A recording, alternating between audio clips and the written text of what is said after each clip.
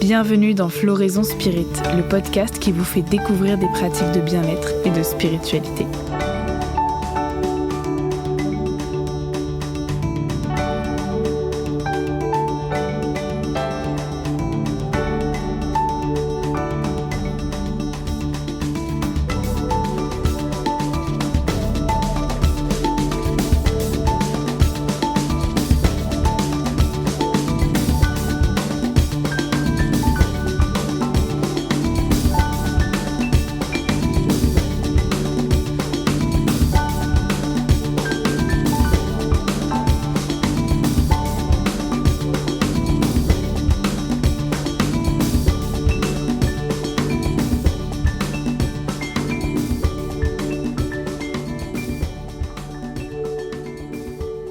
Dans ce nouvel épisode, je reçois Laurent Colombel, psychothérapeute, hypnothérapeute et formateur en hypnose et thérapie brève.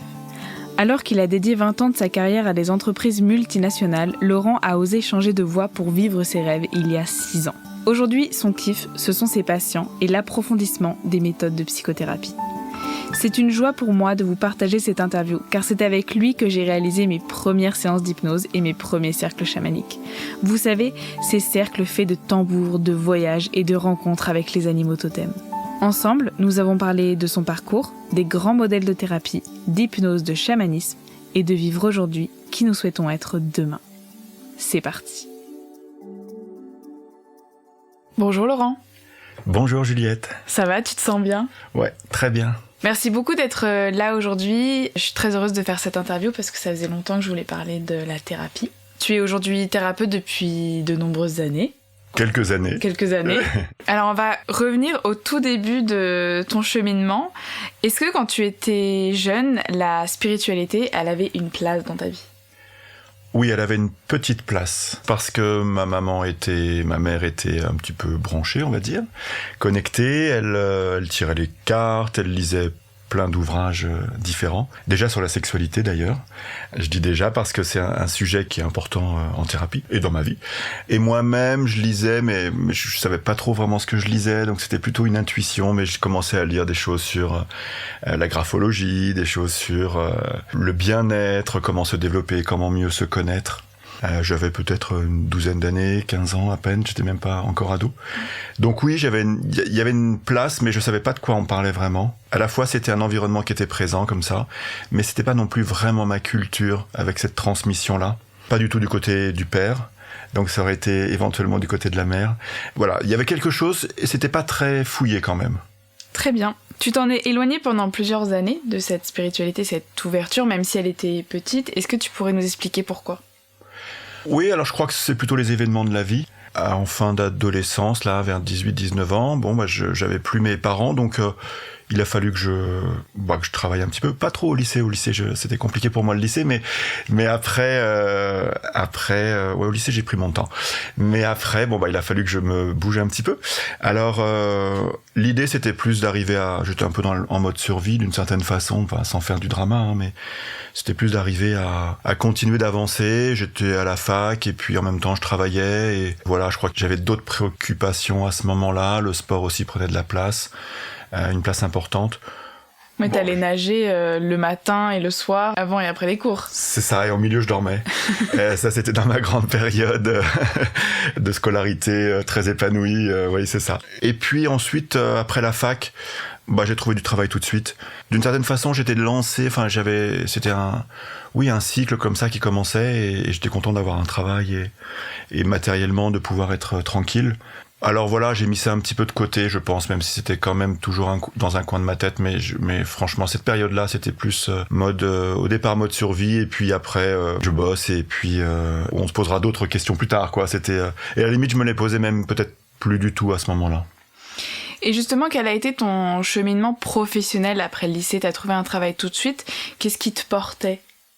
Il y avait deux choses, je crois. Un, le mode survie, donc il fallait s'en sortir. Et deux, malgré tout, j'ai toujours réfléchi en termes de cycles et de cycles d'apprentissage et de cycles de développement, j'allais dire d'évolution, en tout cas de développement professionnel, À la sortie du lycée, j'ai commencé à faire des études de droit. Initialement, c'était pour faire plaisir à mon grand-père. Bon, c'est comme ça, il y a bien une motivation qui vaut ce qu'elle vaut. Mais finalement, c'était un bon choix parce que j'ai continué. Et je me suis toujours posé cette question aussi quand j'ai commencé à travailler ok, qu'est-ce que je vais apprendre dans cette période-là, dans cette expérience-là, et comment je peux anticiper un cycle d'apprentissage, comme ça, une courbe d'apprentissage, et avant d'arriver à un palier, de me relancer dans un autre cycle. Donc ça a été assez porteur pour moi, et puis je crois qu'il y avait une notion de liberté. Donc les études, c'était aussi principalement motivé par ça. Moi, je veux être libre de pouvoir changer de travail et de pas être attaché à un travail d'une certaine façon. Je dis attaché, mais c'est un peu une autre époque, mais quand même, il y avait quand même cette idée de c'est pas mal de faire une grande carrière dans une même entreprise. Donc toujours cette idée d'évolution en termes de développement. Et ça se traduisait, tu passais 2 ans dans une entreprise et quand tu sentais que t'apprenais moins ou que t'allais justement baisser dans cette courbe de savoir, hop, tu changeais de métier, t'allais te spécialiser, enfin ça a été fait de formation. Ça a été fait de formation, donc je me suis souvent formé en même temps que mon activité professionnelle. Bon, je continue aujourd'hui, comme tu le sais. Mais ça, c'est quelque chose qui était important pour moi. C'est presque naturel pour moi de faire ça, même si ça demande parfois un peu d'énergie. C'était aussi vrai dans les métiers que j'occupais, les postes que j'occupais. Je me suis toujours posé la question, tiens, est-ce que je peux continuer à évoluer en interne ou est-ce que j'ai besoin de changer de job? Bon, je crois que ça fait aussi un peu partie de ma nature, c'est-à-dire, il y a un moment, je me lasse.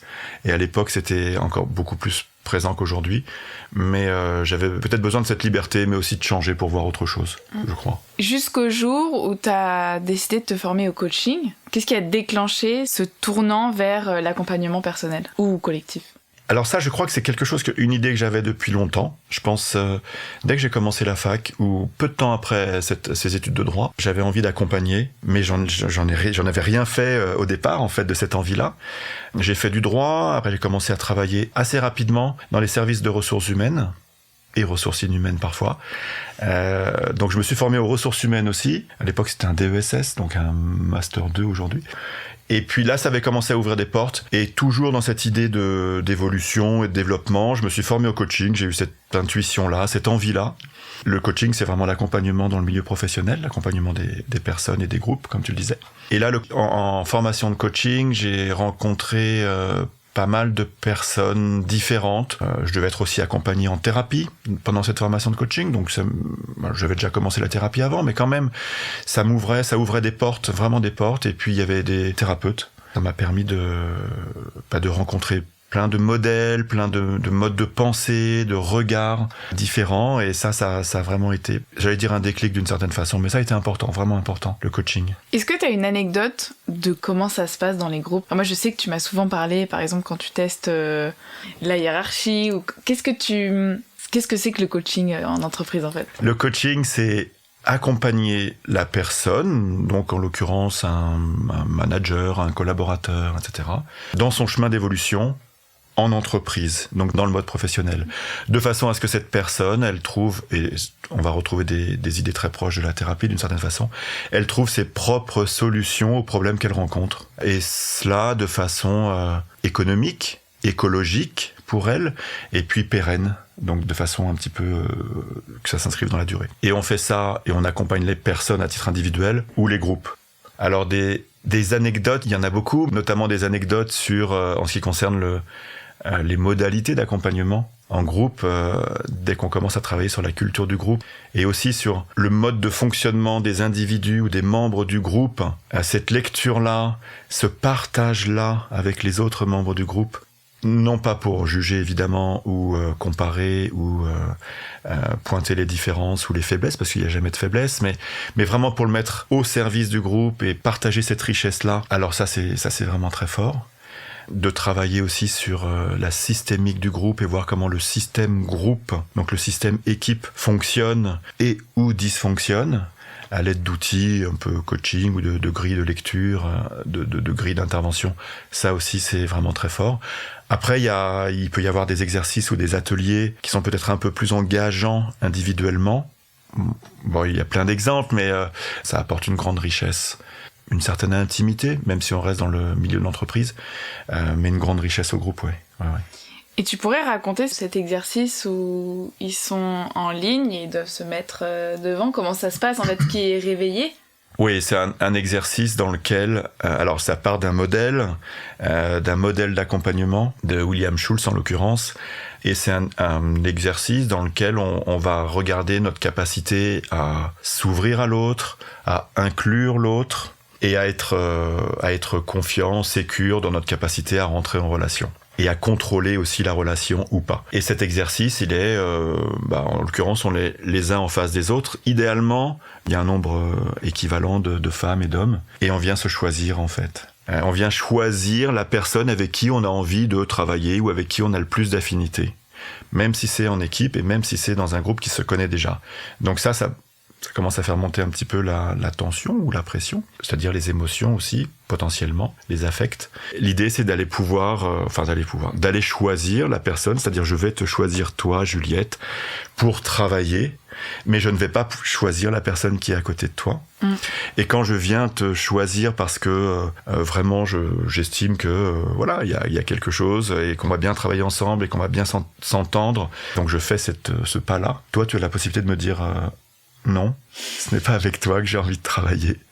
Alors si tu me dis non, je reviens en arrière et je repars dans ma case et sur ma ligne en l'occurrence. Et tout le monde peut venir comme ça, enfin tout le monde, chacun à son tour peut aller choisir la personne avec qui j'ai envie de travailler ou avec qui elle a envie de travailler.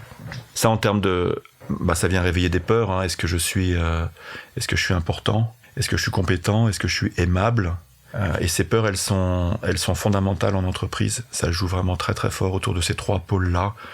L'importance, la compétence et l'aimabilité, c'est-à-dire est-ce que l'autre peut m'aimer, est-ce que même si on n'est pas là pour se faire aimer au sens amour et je t'aime, mais voilà, à des affects positifs vis-à-vis de moi, quoi. Alors ça peut secouer un petit peu, parce que le travail, il est pas fini, le jeu, enfin entre guillemets, l'atelier, il est pas fini.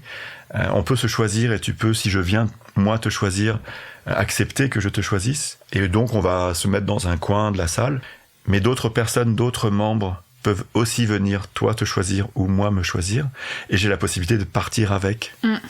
Et donc quand je pars avec, je fais quelque chose, et la personne qui reste, donc toi en l'occurrence, si jamais c'est toi, dans l'exemple, tu me vois partir avec l'autre aussi.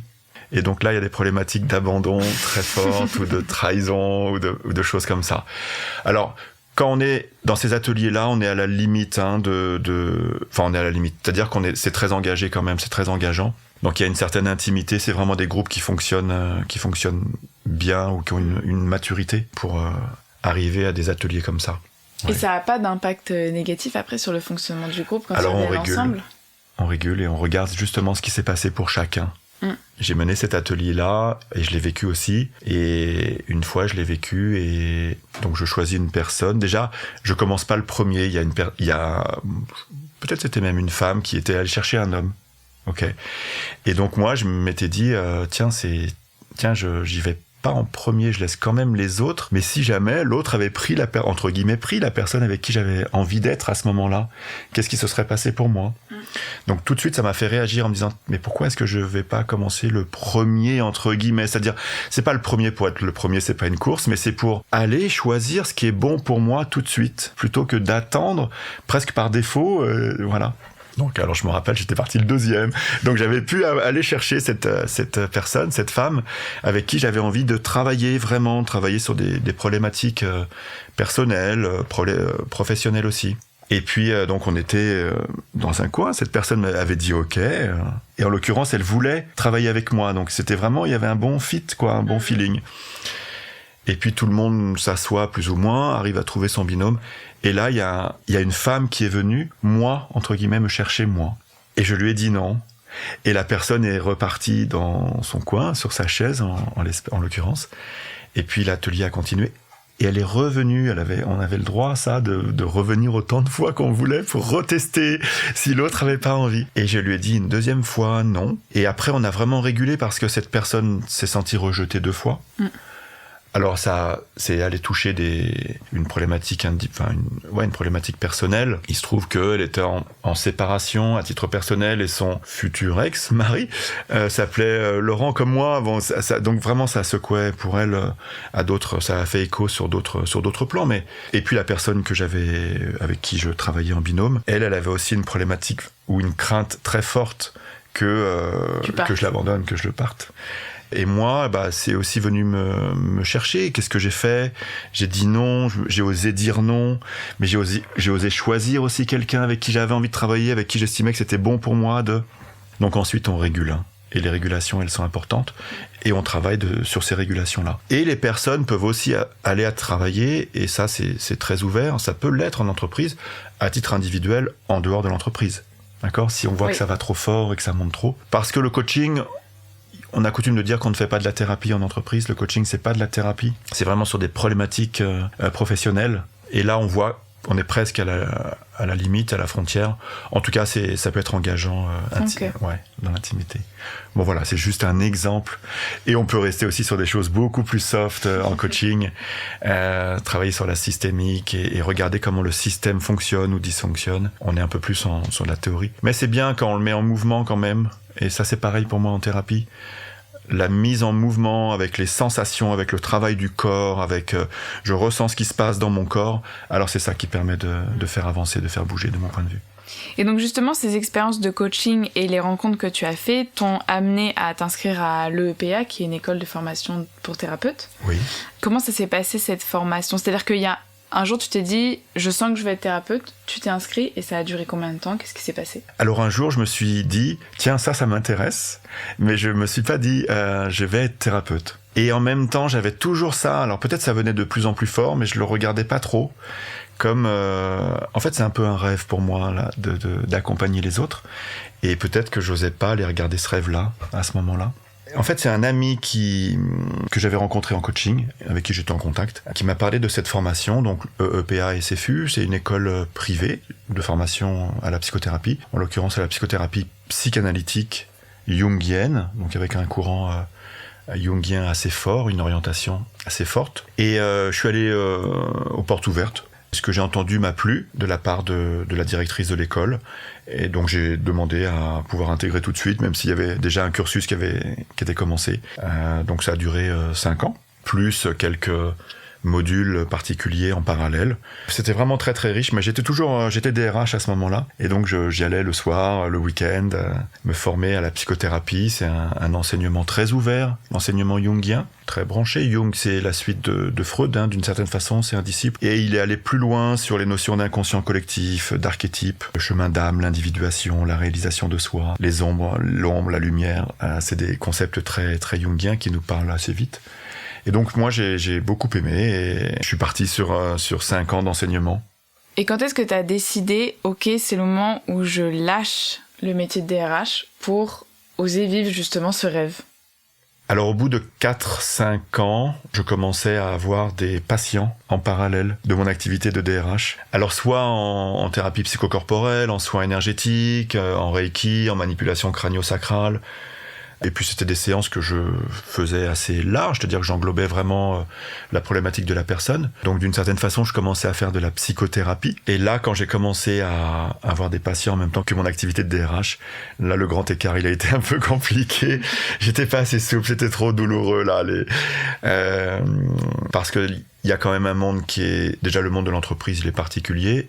Travailler en individuel, dans un cabinet, tout seul comme ça, c'est aussi différent. Et puis les problématiques, elles sont particulières, elles sont spécifiques. En entreprise, même si j'étais DRH, c'est-à-dire directeur des ressources humaines, on n'attendait pas de moi que j'accompagne les personnes dans leurs problématiques individuelles. En tout cas, moi, mes expériences en tant que DRH, elles étaient beaucoup dans le collectif, et notamment à la fin, dans des restructurations un petit peu incessantes comme ça, qui revenaient tous les 18 mois. Et là, même si on essaye de mettre en place des mesures qui sont plutôt humaines dans l'accompagnement, c'est quand même l'accompagnement vers la sortie. Ouais, c'est du licenciement. C'est du licenciement et tous des plans d'accompagnement derrière. Et le rôle du DRH à ce moment-là, cet endroit-là, tel que je l'ai vécu moi, il n'est pas dans la prise en charge des problématiques individuelles. Il l'est, mais très indirectement. Et donc, il y a quand même un monde d'écart entre l'accompagnement en thérapie et le rôle du DRH dans les licenciements ou dans les plans de sauvegarde de l'emploi, dans les plans sociaux, etc. Bon, alors à ce moment-là, je me suis dit, non, c'est le moment pour moi d'arrêter l'activité en entreprise j'ai profité d'une certaine façon d'un plan de restructuration que j'avais moi-même mis en place. Donc voilà, comme ça, si j'avais su avant, si j'avais eu cette conscience-là avant, je pense que je l'aurais fait même différemment, juste adapté à ma problématique. Non, je plaisante, mais donc j'ai profité d'une restructuration et j'ai réussi à vendre à mon entreprise le fait qu'ils allaient mieux travailler sans DRH. Et donc je suis parti et je me suis lancé. J'ai ouvert un cabinet, une structure et je me suis lancé à ce moment-là. Et par rapport à la thérapie, moi quand j'en discute avec des amis, il y a souvent cette problématique de c'est pas si grave, je vais pas si mal. Quand je discute avec des personnes avec qui je me dis tiens, ce serait intéressant que t'aies un thérapeute ou quand j'en parle. Et justement, maintenant que t'as commencé ce monde-là, qu'est-ce que tu leur répondrais à ces personnes qui pensent qu'il faut une certaine légitimité à la souffrance, à leur douleur pour passer le cap d'aller voir un thérapeute? Ouais, c'est juste ce que tu dis, il y a encore, je crois, des tabous aussi sur je vais voir un psy, entre guillemets, donc je suis un peu fou ou un peu folle ou malade ou pas. On les entend encore, même si c'est de plus en plus ouvert. On a accès de plus en plus à plein de méthodes en plus. Moi, ce que j'aurais envie de leur dire, c'est que on n'a pas besoin d'attendre pour aller encore mieux, même si on va déjà bien. Et d'une certaine façon, la thérapie, c'est ça. C'est à quel endroit de ma vie je suis un petit peu arrêté et où c'est moins fluide pour moi, le chemin. Et est-ce que c'est agissant et donc est-ce que c'est limitant, cet endroit-là, dans ma vie ? Si oui, alors je peux aller voir quelqu'un qui va m'aider à ce que ça soit plus fluide, à ce que je me remette en mouvement de manière plus légère, de manière plus libre. Et c'est juste ça, la thérapie. Enfin, c'est juste ça. C'est tout ça, en fait. Et l'arrêt, ou l'immobilisme, ou l'immobilisation, ou l'arrêt du mouvement, là, il est plus ou moins marqué, plus ou moins important. Plus il est important, plus ça va être pathologique, et donc plus la prise en charge, elle va être aussi importante, c'est-à-dire même nécessaire pour se remettre en mouvement. Mais on n'a pas besoin d'être totalement à l'arrêt pour aller voir quelqu'un qui va nous aider ou qui va porter un autre regard sur ce qui se passe, nous, dans notre vie. Parce que c'est une personne dont c'est le métier. C'est un petit peu à apprendre à trouver mes propres solutions, en tant que client, en tant que patient, ou à changer mon regard, mais à apprendre à aborder la vie de manière différente, dans mon rapport à moi-même, mon rapport à mon corps, mon rapport aux autres, mon rapport au monde, mon rapport à mon intimité, parce qu'en introduction on parlait de sexualité, mon rapport à plein de choses, mon rapport au travail, mon rapport au monde du travail, mon rapport à plein de choses. Pour moi, c'est vraiment pas évident de changer ce rapport-là, à partir du moment, encore une fois, où c'est un petit peu gênant dans ma vie, je suis pas libre, c'est pas évident de le changer tout seul. En auto-introspection comme ça, franchement, on gagne du temps à se faire aider. Si j'ai envie d'aller, c'est Roland Garros, là, c'est la finale. Si j'ai envie d'apprendre à jouer au tennis, franchement, je vais gagner du temps et ça va être beaucoup plus fluide si je me fais aider par quelqu'un. Si j'ai envie d'apprendre la musique, alors je viendrai te voir si je veux jouer du violon et si je commence tout seul. Oui, je vais arriver à faire un bruit ou un son, mais avant que ça devienne une note. Alors c'est un petit peu caricatural ce que je dis, mais voilà, je peux savoir taper dans une balle ou skier ou tout, dessiner.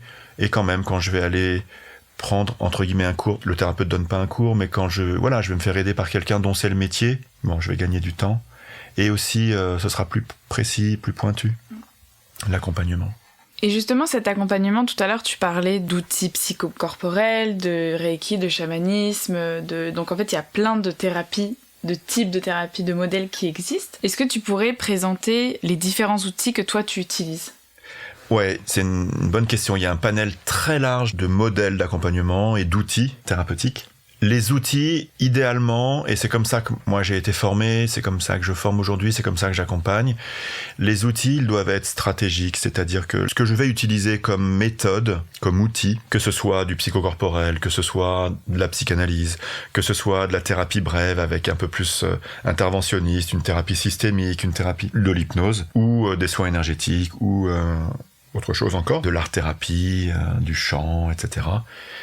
Cet outil doit être stratégique, c'est-à-dire que je vais le mettre en place pour ce client-là qui est singulier, je vais l'utiliser parce que j'estime que stratégiquement, ça va lui apporter quelque chose. Donc il ne s'agit pas de faire de la danse pour faire de la danse, En plus, je suis un très mauvais danseur, mais c'est souvent les clients qui dansent, c'est pas moi. Non, je les fais pas danser personnellement parce que c'est pas ça ne m'apportera rien, moi, si je les fais danser. Mais admettons que j'utilise la danse. C'est pas pour faire de la danse, c'est pas une fin en soi. C'est vraiment, l'orientation, elle est vraiment stratégique. C'est qu'est-ce que ça va apporter à la personne et comment ça va la remettre ou lui permettre, ça va la remettre en mouvement ou lui donner des outils, créer du mouvement à l'intérieur, lui faire prendre conscience de plein de choses, changer son regard par rapport à une problématique précise. Donc l'outil, quel qu'il soit, de mon point de vue, il est stratégique. Le dispositif aussi est stratégique. Le cadre que je vais mettre en place dans mon accompagnement, est-ce que c'est dehors à la terrasse d'un café ou est-ce que c'est dans un cabinet? Est-ce que ça va être allongé sur un divan comme le prévoit la cure psychanalytique, donc sous-entendu Freud, on est en psychanalyse, ou bien est-ce que ça va être dans un fauteuil en face à face, ou bien à côté, est-ce qu'on peut se mettre debout, ou pas? Tout ça, ça fait partie du dispositif, et ça aussi c'est stratégique. Donc a fortiori, l'outil, si je fais de l'hypnose, c'est parce que j'estime que par rapport à cette problématique, encore une fois, l'outil hypnose, il va être intéressant. L'outil fasciathérapie, puisqu'on connaît tous les deux la fasciathérapie, alors il est intéressant aussi. Et là, ça devient vraiment super riche parce qu'il y a énormément, comme on le disait tout à l'heure, de techniques, d'outils, de thérapie qui peuvent être opérantes et qui peuvent être complémentaires dans une démarche d'accompagnement. Mais il y a justement une des techniques dont j'aimerais qu'on discute, c'est l'hypnose. Ouais. Parce qu'il y a beaucoup de fausses croyances, je trouve, autour de l'hypnose. En tout cas, encore aujourd'hui, quand j'en parle autour de moi. Est-ce que tu pourrais nous définir ce qu'est l'hypnose ? Oui. Peut-être un tout petit peu en amont, puisque je parlais de modèles, oui, bien sûr. Quand même pour dire 2-3 mots sur les grands modèles, parce que l'hypnose est un outil, une posture, un état, et elle s'inscrit dans un modèle. Disons qu'il y a un grand modèle de départ, qui est un modèle causaliste. On va chercher pourquoi ça se passe comme ça, c'est quoi la cause de mon problème. Ce modèle, il est classique, il vient de la psychanalyse. Et d'une certaine façon, c'est un petit peu le point d'entrée de tous les modèles qui ont été créés ensuite. Voilà, c'est donc un modèle psychanalytique, causaliste. J'ai un problème, il faut que je comprenne la cause pour le résoudre. Donc la solution, elle est dans le problème. Il faut que j'aille là, à cet endroit-là. L'hypnose, au départ, elle était utilisée par Freud, Charcot, Breuer, etc. Donc fin 19e, début 20e, même s'il y a eu des débuts d'hypnose qui remontent bien plus loin. Et donc, on est quand même dans un modèle psychanalytique. Et l'hypnose, elle était très réservée sur le traitement des hystéries, notamment au départ.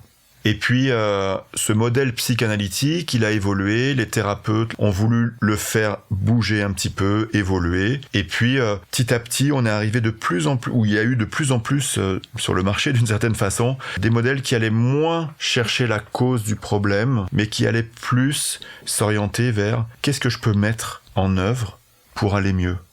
J'ai une situation là où je suis un peu arrêté. Plutôt que d'essayer de comprendre pourquoi, j'allais essayer de créer du comment. Comment je peux faire pour aller mieux. Et donc là, on est dans une posture qui est solutionniste dans le sens où je vais créer mes propres solutions et j'ai les ressources à l'intérieur de moi. Tout est présent, toutes les solutions sont à l'intérieur, je vais aller les activer. Il y a eu différentes étapes, notamment une étape qui est solutionniste, c'est-à-dire je vais créer les solutions, je vais apprendre à... Je vais décrypter la façon dont je fonctionne de manière cognitive. Je vais déprogrammer d'une certaine façon. Je vais regarder la façon dont je m'y prends et m'exposer et essayer de m'y prendre d'une autre façon. Il y a des thérapies systémiques aussi, on parlait du système. La personne a un symptôme et ce symptôme montre un dysfonctionnement du système et notamment d'un système famille. Alors je vais regarder les relations, ça s'appelle les boucles d'interaction entre les membres de la famille, sachant que ce système, il a envie à la fois d'évoluer et aussi de rester en équilibre. Et tout ça, c'est venu vraiment enrichir le modèle de départ avec les modèles humanistes aussi, les thérapies humanistes, donc très centrées sur la personne, avec un engagement du thérapeute, une alliance qui est créée avec le client. Et donc plus on va dans ces modèles-là, et plus aussi on s'éloigne quand même du modèle de départ. Et d'une certaine façon, le modèle, qu'il soit causaliste, systémique, cognitiviste, solutionniste, etc.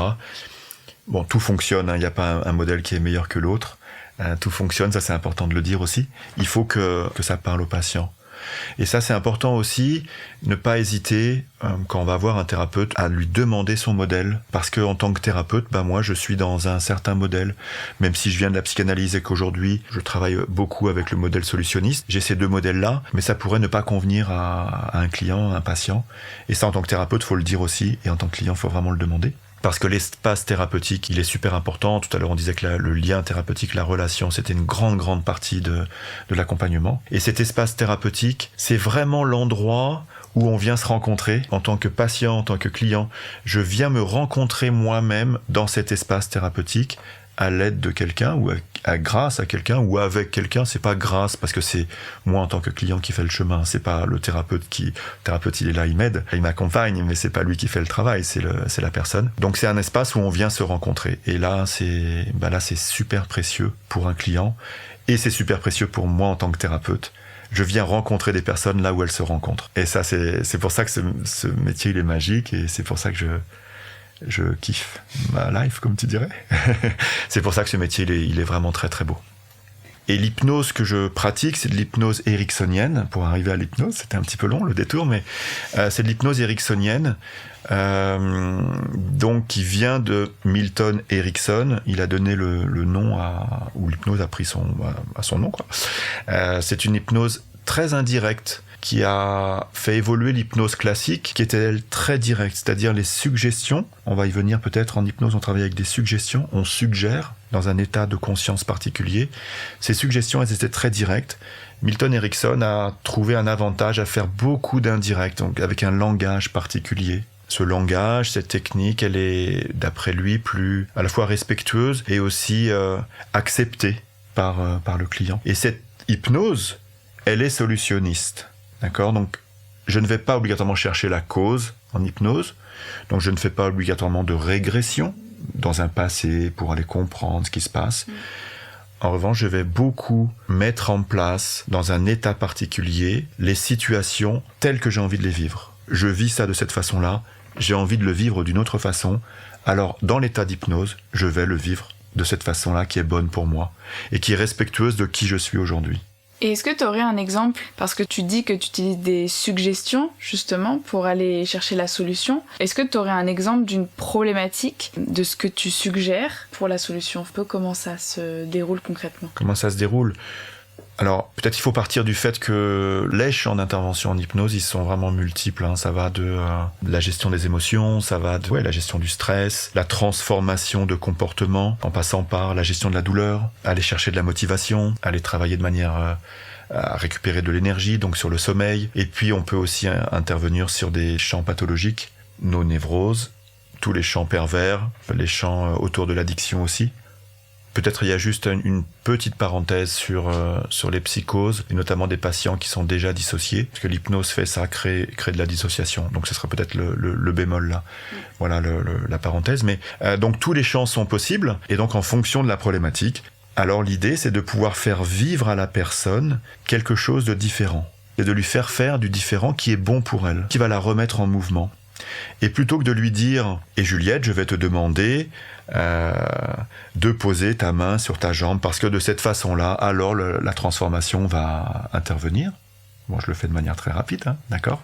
Alors, je vais employer des tournures très très indirectes pour que l'inconscient il soit pas heurté comme ça. Donc, tandis que tu m'écoutes et que nous sommes en train de parler, je me demande comment tu pourrais savoir pour toi ce qui est bon de faire. Et peut-être que cette main droite pourrait juste délicatement se poser sur ta jambe droite, et alors à ce moment-là, voilà, comme ça, là ça pourrait être propice à créer du changement. Tu vois, donc on est dans des tournures un petit peu alambiquées comme ça, mais qui sont très respectueuses de l'inconscient. Donc les suggestions sont indirectes. La suggestion, c'est comment je suggère à l'autre, lorsqu'il est en état de conscience modifiée, de faire quelque chose qui est bon pour lui, pour elle. Justement, la grande question autour de l'hypnose, c'est est-ce qu'il y a une possibilité de prise de pouvoir sur l'inconscient, le conscient, de contrôle ? Donc est-ce que... Enfin, j'ai fait de l'hypnose, donc je sais que non, mais est-ce que tu peux expliquer pourquoi c'est quelque chose qui n'est pas possible, en fait ? Oui, ça, là aussi, il y a beaucoup de fantasmes autour de cela.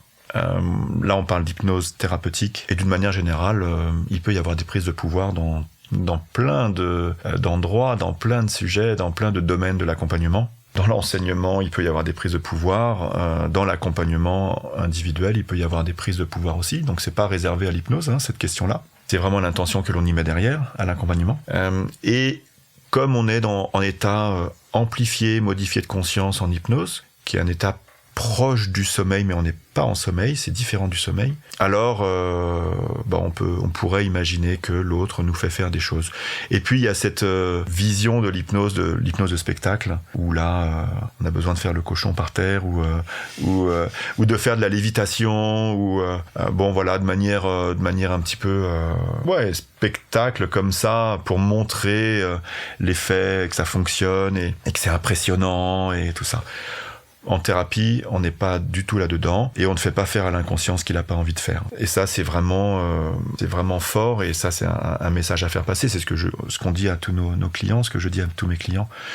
D'une part, c'est pas mon intention. L'idée, c'est d'être thérapeutique, et donc de créer un dispositif en hypnose qui va aider la personne. Et ça m'est arrivé, quelques fois, j'allais dire plusieurs fois, mais que en état d'hypnose, la personne me dise, ou fasse un geste, ou me dise non, c'est pas bon pour moi, là, à cet endroit-là, à ce moment-là. Alors on arrête la séance d'hypnose, et il n'y a rien à forcer, parce qu'on ne peut pas forcer de toute façon. Ça fera sortir la personne de son état d'hypnose. L'inconscient, on lui fait pas faire ce qu'il n'a pas envie de faire. Et donc ça, c'est vraiment important à souligner, à mettre en avant, parce que l'hypnose, c'est un bel outil. Moi, je fais d'autres choses, mais c'est un bel outil. C'est agréable d'accompagner. Donc, le thérapeute aussi, en tout cas pour moi, c'est agréable. Et c'est agréable à vivre. Je suis d'accord. Ouais, notamment quand on est dans une logique ou un modèle solutionniste, où on va générer des ressources, on va créer du changement en partant du positif. On n'a pas obligatoirement besoin en thérapie, mais ça aussi c'est un modèle, d'aller retourner dans le trauma, dans la cause, dans le trauma, dans le pathos, dans le drama, et il n'y a pas de jugement, c'est chacun son modèle, et voilà.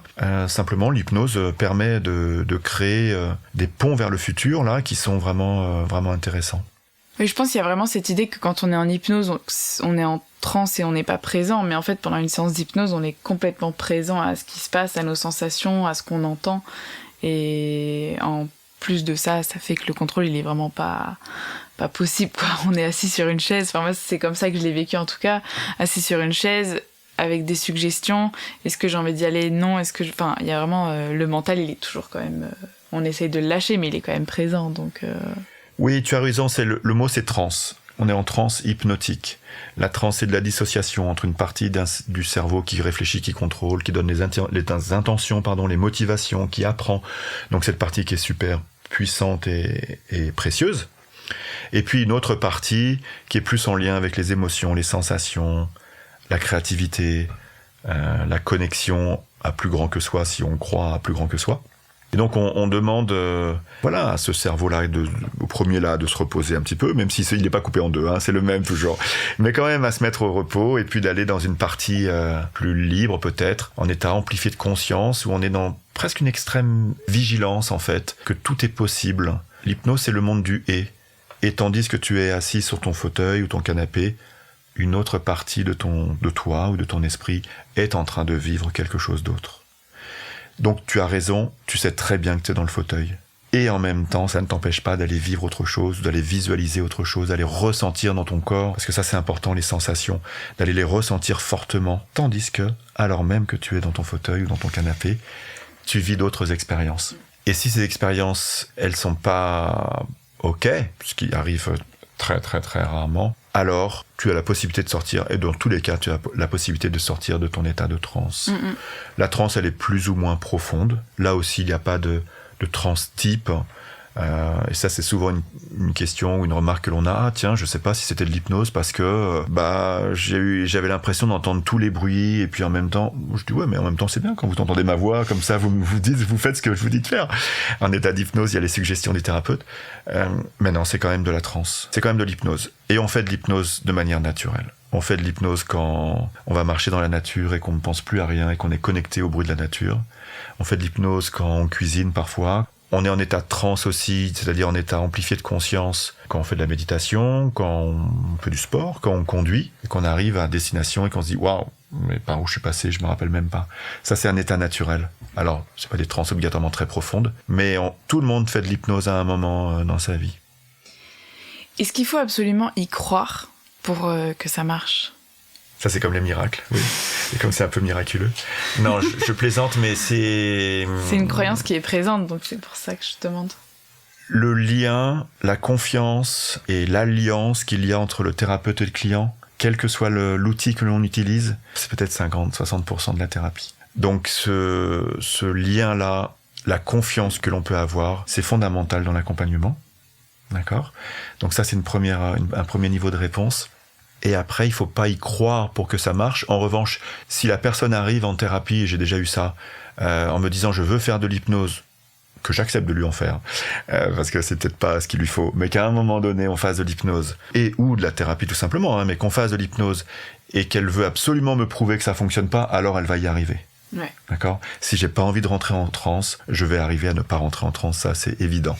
D'accord ? Ouais. Si j'ai envie de rentrer en transe, là aussi il y a de grandes chances que j'y arrive. Voilà. Encore une fois, quel que soit le degré de profondeur de la transe, donc il faut y croire, en tout cas il faut avoir envie d'essayer. Si j'ai envie, encore une fois, de montrer que ça ne fonctionne pas, ouais, je peux très bien, entre guillemets, résister à toutes les suggestions, bien sûr. S'il n'a pas envie que ça fonctionnera pas. Est-ce que l'hypnose, ça s'implique dans le psychocorporel parce qu'on voit l'importance de ressentir ? Moi, je sais que dans la séance d'hypnose que j'avais faite, la première, tu me l'avais faite pour que je vois un peu à quoi ça ressemble, et c'était ressentir de la joie. Donc j'avais imaginé un moment de joie, et au cours de l'hypnose, en fait, la joie que j'imaginais dans ce moment-là, elle a vraiment envahi le corps. Donc le psychocorporel et l'hypnose, c'est assez relié. Enfin, ça met en avant l'importance d'implanter dans le corps, parce qu'après, ça nous permet de le faire hors du cabinet.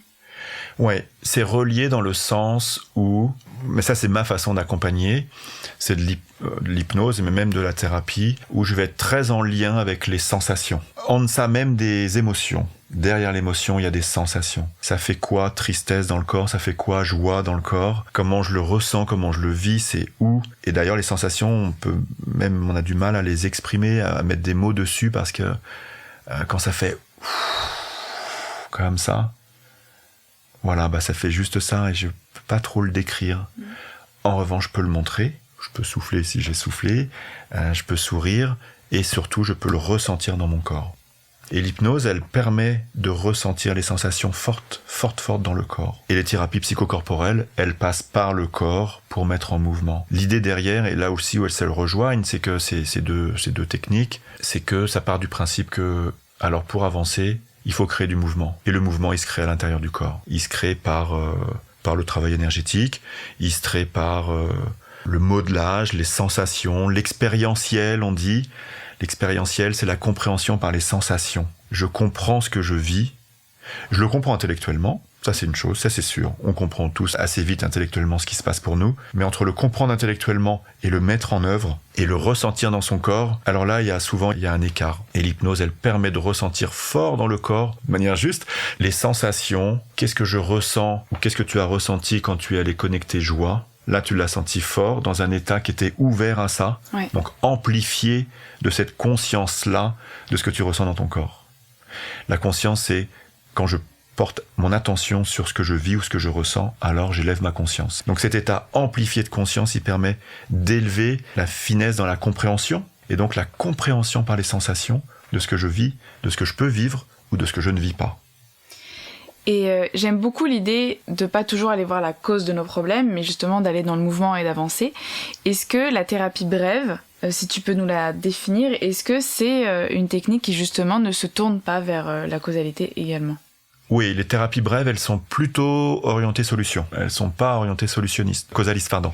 Les thérapies brèves, elles viennent quand même du modèle classique psychanalytique de départ. Et elles ont voulu faire évoluer ce modèle pas en réaction, mais en se disant, en complément d'une certaine façon, mais comment on peut réduire le nombre de séances et quels sont les autres outils plutôt que d'être allongé sur un divan avec un psychanalyste derrière. Quels sont les autres outils qui peuvent aider à l'accompagnement? Donc elles viennent de là et elles sont brèves, un petit peu au regard de la durée d'une cure psychanalytique au départ, et puis aussi par rapport à une dimension stratégique, c'est-à-dire qu'en thérapie brève, on va s'autoriser stratégiquement, on en parlait tout à l'heure, à intervenir, à prescrire des tâches, à rentrer en relation vraiment avec le client, avec le patient.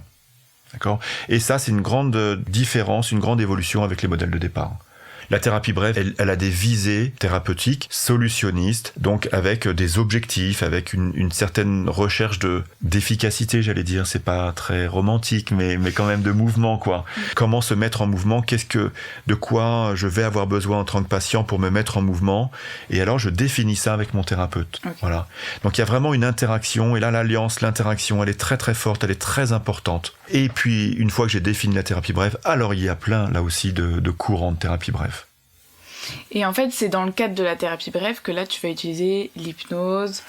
Oui, absolument. Et d'autres outils. Enfin, c'est un cadre en fait qui est posé avec le patient. C'est en discussion avec lui. C'est ça, et en discussion avec lui, et parce que j'estime que c'est ça qui va l'aider. Voilà. Et donc, je ne vais pas, à ce moment-là, obligatoirement retourner dans la cause du problème en me disant, il faut absolument que je comprenne le problème, comment ça fonctionne, pour que j'aille mieux demain. Plutôt, je vais me dire, tiens, je vis ça aujourd'hui, qu'est-ce que j'ai envie de vivre? Et je vais soit apprendre, créer des solutions, là on est solutionniste, soit je pars du principe que ces ressources, elles existent déjà en moi, et je vais les activer, je n'ai même presque rien à créer, je vais les activer pour vivre ce que j'ai envie de vivre. Alors ça ne veut pas dire qu'on occulte complètement la cause, notamment si... il y a un trauma, s'il y a une cause réelle, enfin il y a toujours des causes réelles, mais s'il y a un événement qui est très marquant pour la personne, on le regarde et on l'accueille, on fait pas comme si ça n'existait pas. Simplement, on part aussi du principe que ça fait partie de l'histoire de la personne, et que la personne, elle est plus que cette situation-là. Elle est tout un tas de choses par ailleurs. Elle est ce qu'elle vit dans le présent, elle est ce qu'elle vivra dans le futur. Elle n'est pas que ce qu'elle vit dans le passé, même si souvent on est identifié à notre passé et on reste collé à notre passé. Donc on accueille ça, bien sûr. Moi, mon modèle de départ, d'une certaine façon, ma culture, elle est psychanalytique. Donc c'est aussi ma culture, donc j'ai peut-être encore tendance à aller dans cette causalité-là, dans cette recherche de solutions dans le passé, papa, maman, et d'autres, mais notamment. Mais je suis aussi peut-être de plus en plus tourné vers la compréhension dans le corps, ça c'est sûr, par les sensations, ça crée le mouvement, et comment je mets en place des choses pour mieux vivre ce que j'ai envie de vivre. Partant du principe que je suis un être réalisé avec mon passé, mon présent et mon futur. Il y a une dernière pratique dont j'aimerais discuter avec toi, c'est le chamanisme. Parce que je trouve ça différent et en même temps, ça a des similarités, je trouve, avec l'hypnose et avec cette recherche de solutionniste. Enfin, quand je l'ai vécu, en tout cas, c'est ce que j'ai ressenti. Est-ce que tu pourrais me définir le chamanisme? Le chamanisme, c'est la première religion entre les hommes. C'est-à-dire, c'est la première pratique qui avait pour intention de relier. Religion, ça relier, en religere, relier en latin. Moi qui suis un grand latiniste, et on demandera vérification à un ami commun. Mais voilà, donc elle reliait, le chaman était la personne qui reliait les personnes avec elles-mêmes, donc d'une certaine façon les remettait en lien avec elles-mêmes, en lien avec la communauté, et la communauté avec plus grand que soi. Donc ça c'est important de le dire, ça existe depuis très longtemps. Aujourd'hui, on est dans du néo-chamanisme d'une certaine façon, en tout cas en Occident. Le chamanisme, c'est toujours dans cette idée de relier, c'est de pouvoir avoir accès à d'autres réalités qu'on ne voit pas obligatoirement, mais qui pour le chaman ou dans cette cosmologie-là, des réalités qui existent, même si on ne les voit pas. Notamment, on peut parler d'énergie peut-être, la matrice, la conscience, les esprits en chamanisme. Donc le chaman est une personne qui s'est rentrée en relation avec ces autres réalités-là, ces esprits, et vient les utiliser ou s'appuyer sur eux comme des ressources pour les intégrer à l'intérieur de soi, de lui, et les intégrer dans sa vie au service de lui, de la communauté et de plus grand que soi, au service du monde, du mieux. Le chaman, pour cela, il utilise différents outils, comme le tambour, par exemple. Moi, ça, c'est du chamanisme que je pratique, le chamanisme au tambour. Et où ça se rejoint avec l'hypnose, notamment parce qu'on est beaucoup dans les sensations et dans la mise en mouvement, dans le travail avec l'imagination, la visualisation. L'hypnose, c'est ça, beaucoup le travail avec l'imagination, en état modifié de conscience. Et le chamanisme, on est en état modifié de conscience, soit par le son, le tambour, et d'autres chamanismes avec des plantes psychédéliques qui ouvrent fortement la conscience. Moi, je connais pas beaucoup les plantes, je connais plus le tambour. Mais dans tous les cas, on est en état amplifié de conscience, on est en transe, comme la transe du boum boum boum boum boum boum boum boum boum quand on est en soirée là. C'est cette transe-là, forte dans le corps. On le sait d'ailleurs quand on est en soirée, il y a un moment où on n'est plus en train de réfléchir à la liste de courses ou les choses qu'on n'a pas faites. Non, on est ailleurs et on ressent, on est dans les sensations, on est dans un état comme ça différent. En chamanisme, ça y ressemble aussi. Simplement, il y a une intention derrière qui est, je vais rentrer en contact avec des esprits, des guides, l'animal de pouvoir ou le guide spirituel. Ce sont des termes que l'on utilise, une certaine façon de travailler en chamanisme. Je vais rentrer en contact avec eux pour aller chercher des informations, des pouvoirs d'une certaine façon, de façon à les intégrer et les mettre en œuvre dans ma vie au quotidien. On est aussi assez proche de l'hypnose, dans le sens où on est en état amplifié de conscience et je vais vivre ce que j'ai envie de vivre dans ma vie. Je vais le mettre en œuvre dans cet état-là. Le cerveau, il sait que c'est possible. Une fois qu'il l'a vécu en état en transe, il sait que c'est possible de le revivre dans un état, entre guillemets, normal de conscience, ou plutôt avec une conscience réduite, rétrécie, limitée. Et justement, pour le tambour, tu fais des cercles chamaniques où il y a un groupe de personnes qui sont en cercle, chacun un tambour et tape dans le tambour. Et donc là, il y a des grands moments avec beaucoup d'énergie, mais il y a aussi d'autres moments où toutes les personnes sont allongées. Toi, tu tapes dans le tambour et elles font un voyage chamanique où elles vont justement aller à la rencontre des animaux de pouvoir, des guides. Et en fait, comment ça se passe ? Il y a une question, c'est le groupe qui décide le thème, la question qu'ils vont poser aux animaux de pouvoir, comment ça se déroule ? Oui, il y a tout ça. On peut faire des voyages chamaniques, tu l'as bien décrit, le voyage chamanique c'est une méditation accompagnée au son du tambour, avec le son percussif qui vient modifier les ondes cérébrales. Donc on rentre dans des ondes qui permettent cet état amplifié de conscience, qui permettent cette transe, avec une intention, ou pas, mais souvent il y a une intention. L'état amplifié de conscience, l'état modifié, la transe, elle sert à quelque chose. Là, en l'espèce, elle sert à... Je sais pas, je vais rencontrer mon guide qui va me donner des informations sur ma façon d'être heureux demain dans le monde, dans ma vie, qu'est-ce que j'ai à faire, la façon de mieux me centrer, la façon de mieux me connaître, comment transformer tel comportement, comment activer telle ressource à l'intérieur de moi.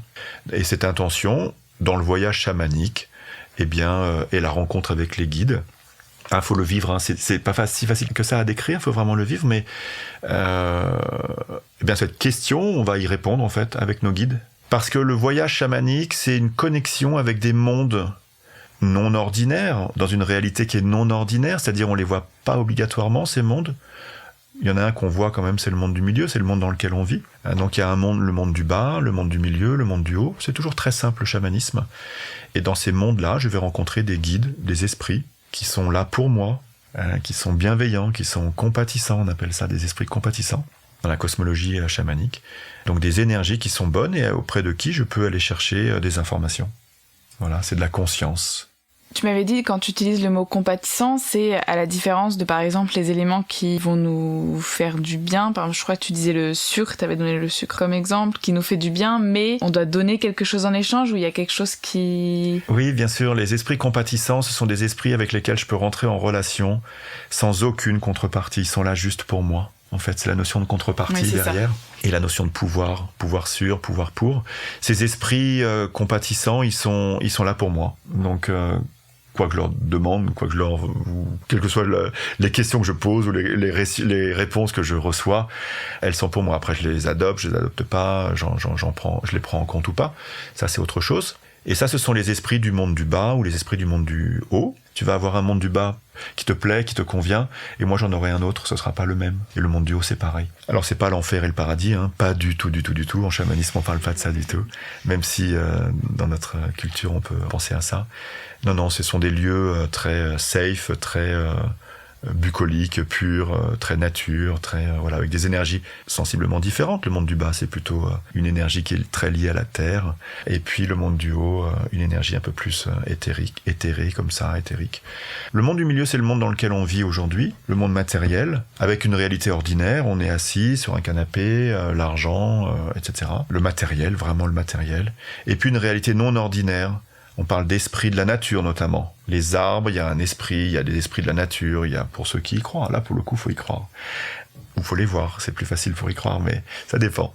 L'esprit de l'eau, l'esprit des plantes notamment. Et ces esprits-là, c'est le monde de la magie aussi d'une certaine façon, avec tout ce que ça veut dire de magie blanche et ou d'un autre type de magie. Mais quand on rentre en contact avec ces esprits-là, alors il peut y avoir des contreparties. Pas tous, bien sûr. Si on parle des esprits de la nature, il n'y a pas obligatoirement des contreparties. Mais les plantes, la contrepartie, c'est si je prends du sucre, un peu, beaucoup, alors je vais vite devenir addict au sucre. Et la contrepartie, c'est ça. Je dois quelque chose à la plante d'une certaine façon. Derrière addiction, il y a, étymologiquement, l'addiction, je suis redevable de quelque chose à quelqu'un. Donc il y a du pouvoir. Je donne le pouvoir à quelqu'un sur moi. Et en l'occurrence, quand je prends des plantes, si on prend des plantes, eh bien, ça veut dire que j'ingurgite une plante et elle peut continuer de vivre à l'intérieur de moi. Les plantes chamaniques, vraiment fortes, le café, le cacao, l'iboga, l'ayahuasca, ces plantes qui sont très fortes, très puissantes, elles vivent à l'intérieur de moi. Elles s'épuisent pas, elles disparaissent pas au bout de 3 heures, quand j'ai digéré. Donc, il y a une contrepartie. C'est en ce sens-là qu'il y a une contrepartie. Après avoir présenté toutes ces pratiques, aujourd'hui c'est vraiment ta vie. Tu fais ça, t'accompagnes, t'as ton cabinet, et tu fais des cercles chamaniques. T'es vraiment en tout cas dans un métier que tu kiffes. Il y a ce truc de sur la route du kiff que j'aimerais créer. Donc ça c'est vraiment là où t'es aujourd'hui. Qu'est-ce que tu dirais si tu voyais Laurent d'il y a 15 ans qui hésite, qui sait pas trop? Qu'est-ce que tu lui dirais? Déjà, je le prendrais dans mes bras. Là, j'ai beaucoup d'émotions. Là, non, je le prendrais dans mes bras et puis je lui dirais, mais c'est super, bravo. Et continue et t'arrêtes jamais. Ce qui est le cas, je pense que je vais continuer de me former à plein de choses. Et aussi que c'est une partie hyper précieuse de moi, mais vraiment très très riche de moi. Et à ce moment-là, elle avait cette partie de moi, ce Laurent-là, il avait plein d'idées. Elle avait plein de souhaits, mais sans en avoir vraiment conscience. Je crois qu'elle a écouté son intuition, ou bien il y a quelque chose là, quelqu'un qui lui a dit tiens, va tester ça, tiens, va là, une petite étoile là. Et je lui dirais vas-y, fonce quoi, vas-y, éclate-toi, fonce. Et c'est ce que je dis à mes patients, aux personnes que j'accompagne. Dès que les personnes ont réussi, ça c'est pas évident, mais à définir un projet, ou sentent quelque chose, alors je leur dis de faire les expériences. Simplement, en prenant des gants aussi, ou en prenant soin de pas se mettre en danger. Il y a vraiment une règle, ça c'est une règle de coaching, mais que j'utilise vraiment en thérapie, mais pour tout le monde, mais d'une manière générale, c'est d'abord on crée un espace qui est sécure, un environnement qui est protégé, pour se permettre, s'autoriser, se permettre de vivre tout ce qu'on a envie de vivre, et de libérer sa puissance. Donc c'est protection, permission, puissance. Ça veut dire que je me jette pas à l'eau, sans brassard si je ne sais pas nager. Ça veut pas dire que je dois tout sécuriser et tout contrôler. Je peux sortir de ma zone de confort et au contraire, c'est aussi ça la thérapie d'une certaine façon, c'est le déséquilibre, c'est le mouvement et on y est toujours dans notre vie. La vie, elle fait ça. Mais je me jette pas du 3e étage s'il y a pas de matelas en bas ou je me mets pas en danger. Si je me mets en danger, que ce soit dans mon intégrité physique, affective, psychologique, matérielle, etc., alors je fais autre chose. Je me mets en danger. Et donc là, c'est pas le même accompagnement, c'est pas la même problématique. Donc je peux m'autoriser à faire plein de choses, mais alors là, c'est open bar, open plante. Non, open bar, c'est vraiment... là, je m'autorise à vivre ma vie, à kiffer, comme tu dis, parce que j'ai créé un terrain de jeu au départ qui est, ok, je ne me mets pas en danger si je fais ça. Voilà. Et alors là, je peux me permettre d'exprimer toute ma puissance, ma lumière, on l'appelle comme on veut, mon énergie, mes ressources, mon offrande au monde, voilà. Et là, vraiment, je m'éclate. Parce que j'ai créé les conditions pour. Ça, c'est important pour les enfants, quand on accompagne des enfants, et ou, je pense, en tant que parent. J'en ai peut-être eu conscience trop tard, mais c'est pas grave. Mais pour accompagner les enfants, pour accompagner les ados, les adultes, bien sûr aussi. Donc voilà, c'est ça que j'aurais dit à Laurent d'il y a 15 ans, et même tous les Laurents antérieurs, là, c'est crée ton espace de jeu, là, regarde ton terrain de jeu, la vie comme un terrain de jeu. Je peux flirter un peu, je peux pousser les limites, je peux aller explorer des territoires, mais je ne me mets jamais en danger comme on vient de le décrire. Mais lâche-toi grave, quoi. Tu vois, c'est vraiment... et cette optique en thérapie, elle est importante, c'est viens vivre aujourd'hui la meilleure version de toi demain. N'attends pas, fais-le maintenant. Et ça, c'est vraiment un message fort qui est passé à mes clients, que je passe, c'est la façon dont j'accompagne. Merci beaucoup, Laurent. Avec plaisir, Juliette. Merci à toi. Floraison Spirit est un podcast produit par la plateforme Juliette fait la révolution. Il n'aurait pas pu voir le jour sans Théo au mixage son, Didier Benetti au générique et bien sûr sans les personnes magiques qui viennent nous présenter leur univers. Merci Laurent pour cette belle matinée passée ensemble et pour tes mots. J'ai hâte du prochain cercle où nos tambours feront chanter les loups. Si vous souhaitez découvrir les autres épisodes de Floraison Spirit ou encore les autres podcasts de la plateforme, je vous invite à vous abonner au compte Instagram Juliette fait la révolution. À très bientôt. Et n'oubliez pas, la révolution, elle est en vous.